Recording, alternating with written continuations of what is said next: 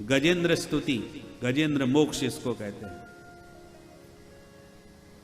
एक मनमंत्र में भगवान ने सागर मंथन करा के देवता असुरों के साथ समुद्र मंथन करा के 3 अवतार ग्रहण किए।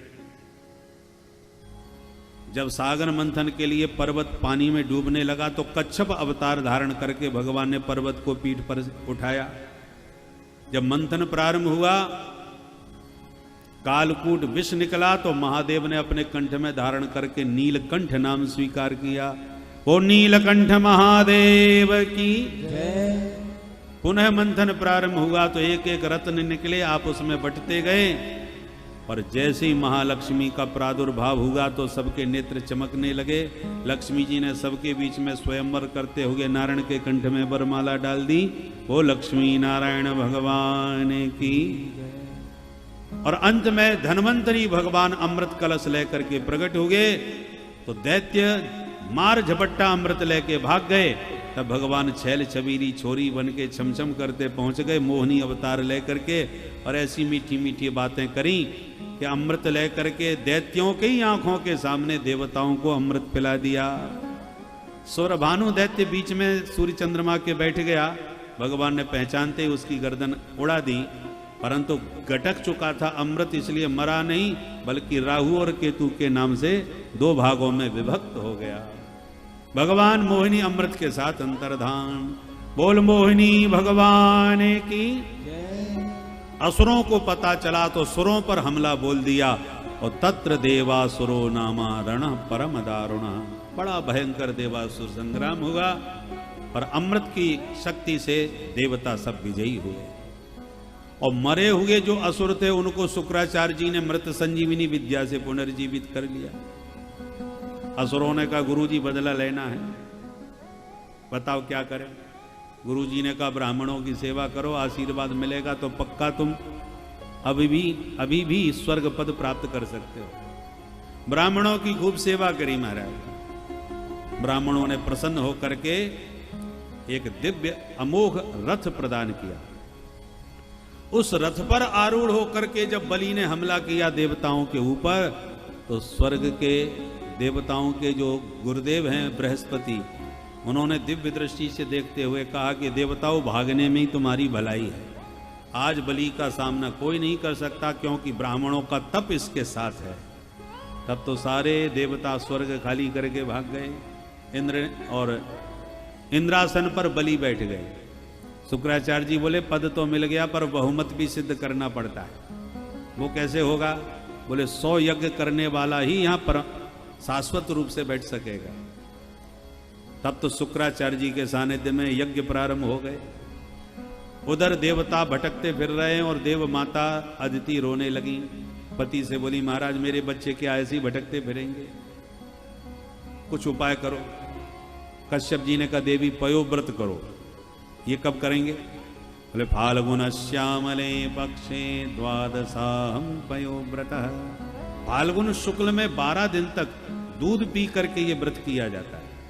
मां अदिति ने यह व्रत पालन किया। भगवान ने प्रकट होकर दर्शन दिया और कहा मां मैं स्वयं तुम्हारा पुत्र बन के आ रहा हूं। आया भादों का महीना। भादों के शुक्ल पक्ष की द्वादशी तिथि में भगवान बटुक बामन बन के प्रकट हो गए। बोल बामन भगवान की। अदिति मां के पुत्र बने। बड़ा ही धूमधाम से उपनयन हुआ। जनेऊ संस्कार। ब्रह्मा जी ने कमंडलू दिया, सरस्वती ने रुद्राक्षमाला भेंट करी, सप्तऋषियों ने कुशासन भेंट किया,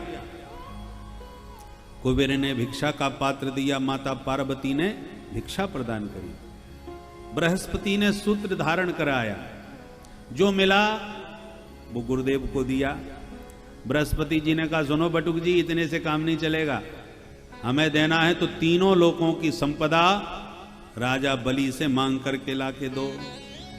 जो आ गया महाराज। बामन भगवान बगल में आसन दबाए, छाता लगाए, खड़ाऊ चटकाते पहुंच गए बलि के यज्ञ में। बलि ने जैसी देखा तो स्वागत किया। स्वागतम ते नमस्तुभ्यम ब्रह्मन किम करवामते। कहिए महाराज आपकी क्या सेवा की जाए। भगवान बोले हम तो संतोषी ब्राह्मण हैं, तुम्हारा नाम सुना तो बस मिलने चले आए। बलि ने कहा क्षमा चाहता हूं महाराज, ब्राह्मण का बेटा बिना मतलब के किसी के घर नहीं जाता। आप कुछ तो मन में संकल्प लेके आए होगे, जो मन में हो कह दो। गाम कांचनम गुणवद्धाम मृष्टम, गाय चाहिए, सोना चाहिए, सुंदर भवन चाहिए, जो चाहिए मांगिए। भगवान ने सिर हिला दिया, हमें कुछ नहीं चाहिए। बलि ने कहा तो मैं समझ गया मांगने में आप इतनी लज्जा क्यों कर रहे हो, लगता है तुम बौने हो, किसी ने विवाह नहीं किया। आज्ञा दो, तुम्हारी जैसी बौनी ब्राह्मणी की बेटी से विवाह कराऊंगा। उतबा विप्र कन्याम। भगवान हंस के बोले नाना भैया शादी विवाह करवावे ना आए, पर हम समझ गए तुम दिए बिना छोड़ोगे नहीं, तो चलो मांग ही लेते हैं। क्या?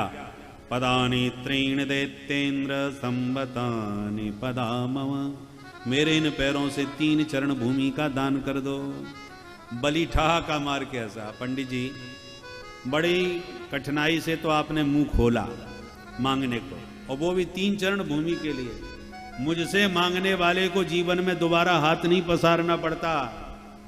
एक बार कुछ ऐसा मांगो कि फिर दोबारा न मांगना पड़े।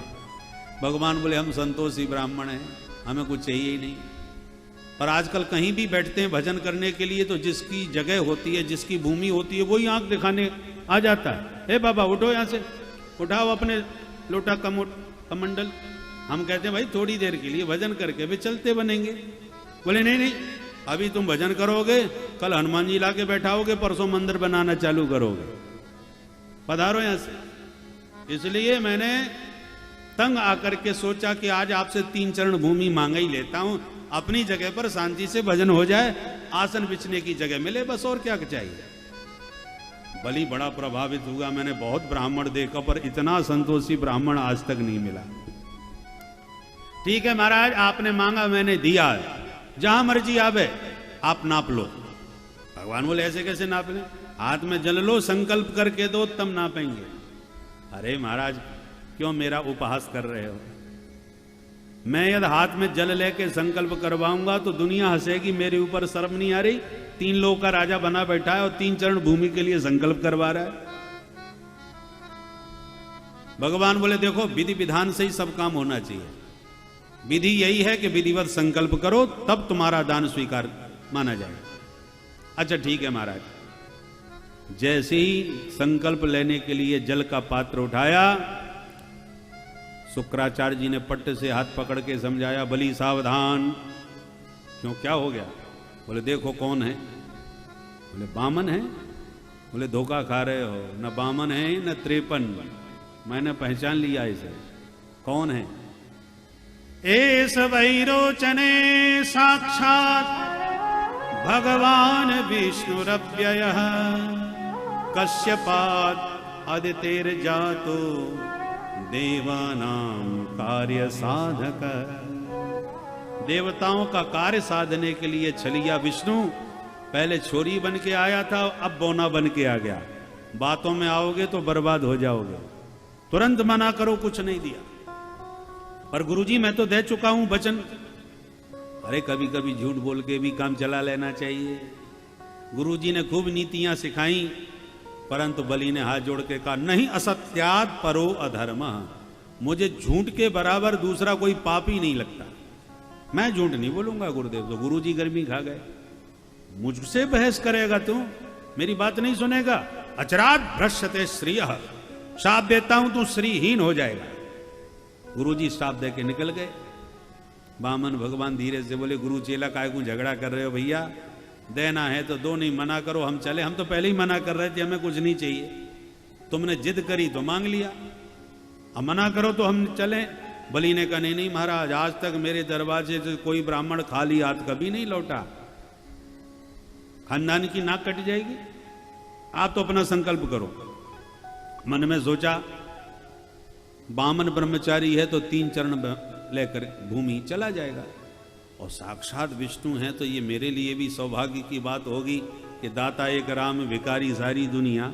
सारी दुनिया को देने वाला जगन्नाथ जगत दाता मेरे सामने हाथ पसारेगा और मैं उसे भी देने का सौभाग्य प्राप्त करूंगा। दोनों हाथों में लड्डू हैं, चाहे विष्णु हो चाहे ब्रह्मचारी।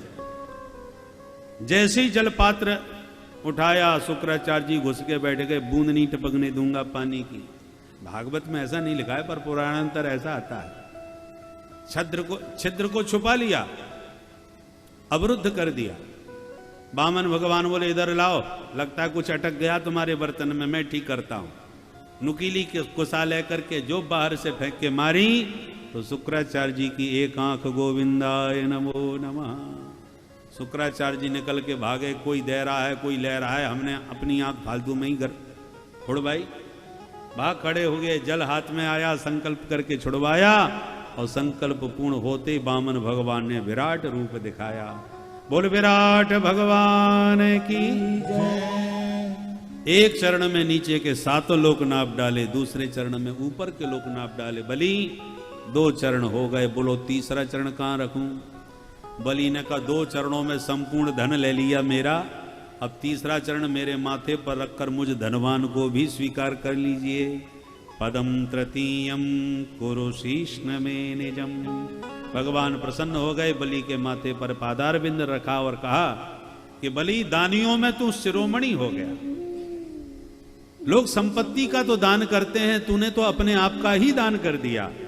जगत में प्रसिद्ध हो गया नाम बलिदान, जो अपने आप को भी, अपने जीवन को देश के लिए बलिदान कर देते हैं, धर्म के ऊपर बलिदान हो जाते हैं। तो जो अपने आप का भी दान कर दे उसका नाम बलिदान हो गया। भगवान बोले जाओ सुतल लोक में राजा बन के राज्य करो, मैं द्वारपाल बना तेरे सामने खड़ा रहूंगा, सदा दर्शन पाते रहना। और आगामी मनवंतर के तुम इंद्र ही बनोगे, तुम्हारा रिजर्वेशन कन्फर्म। अभी से पद की नियुक्ति भगवान ने कर दी। बोल भक्त वत्सल भगवान की।